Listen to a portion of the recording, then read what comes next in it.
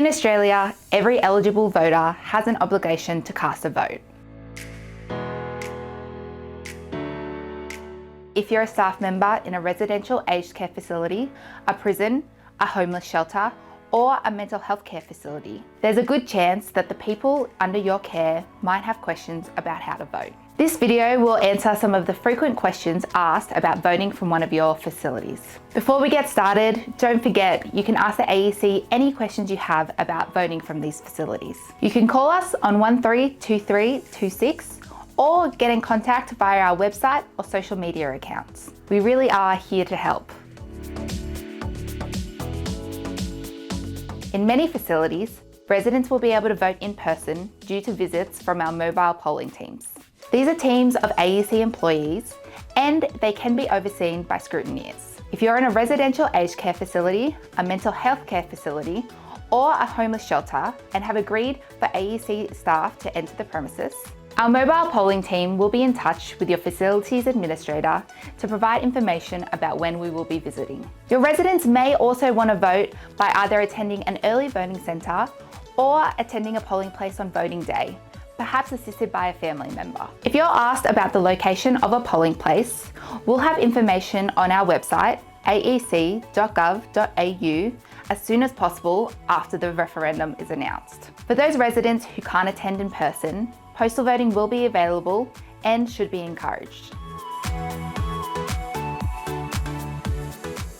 If your resident would like to vote by mail, they will most likely need to apply for a postal vote. If a voter has previously applied to be a general postal voter, they will automatically receive their ballot paper in the mail.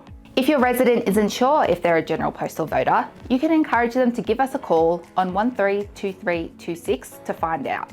Residents who would like to apply for a postal vote should first check their enrolment details. This can be done on the AEC website and they may ask for your assistance. Voters can apply for a postal vote a few days after an election or referendum is called. A voter can apply online using a form on the AEC's website. If a voter isn't comfortable using the internet, we also have printable PDF forms available. These can be mailed into the AEC. When a voter applies to receive a postal vote, they will also be asked to nominate a security question and answer. It's really important that they write these down. They will be required to write down the answer to their security question on the postal pack. The postal vote pack will usually arrive a few weeks after they've applied. Your residents may also receive unsolicited postal vote application forms from political parties. These are legitimate postal vote applications. However, they may have the return address of the political party rather than the AEC. For the sake of privacy and simplicity, your residents can apply directly with the AEC. No matter how your residents choose to apply for a postal vote, please encourage them to apply early. The cutoff for a postal vote application is the Wednesday before an election or referendum. However, the earlier you apply for a postal vote, the earlier we can send out the ballot.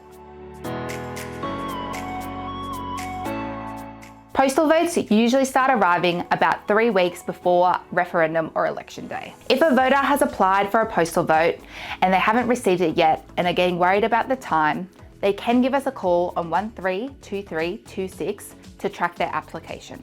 The postal vote pack includes a postal vote certificate, ballot papers, information on where to get help, a link to a video demonstration, and a return envelope. Voters must fill out their postal vote certificate before filling out their ballot paper.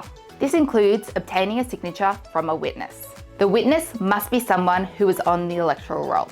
If you're on the electoral roll, you can be a witness. The voter is required to show the witness their blank ballot paper before voting. The witness must see the voter casting their vote, but not how they are casting their vote. With that said, if you are asked, you are able to help a voter cast their vote. Instructions on completing and returning a postal vote are included in the postal vote pack. Postal votes must be completed and sealed before 6 p.m. on voting day, and they must be returned to the AEC as soon as possible. This is because the AEC can't count any votes received more than 13 days after voting day.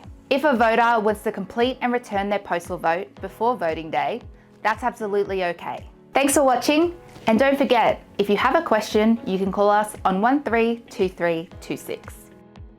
Authorised by the Electoral Commissioner, Canberra.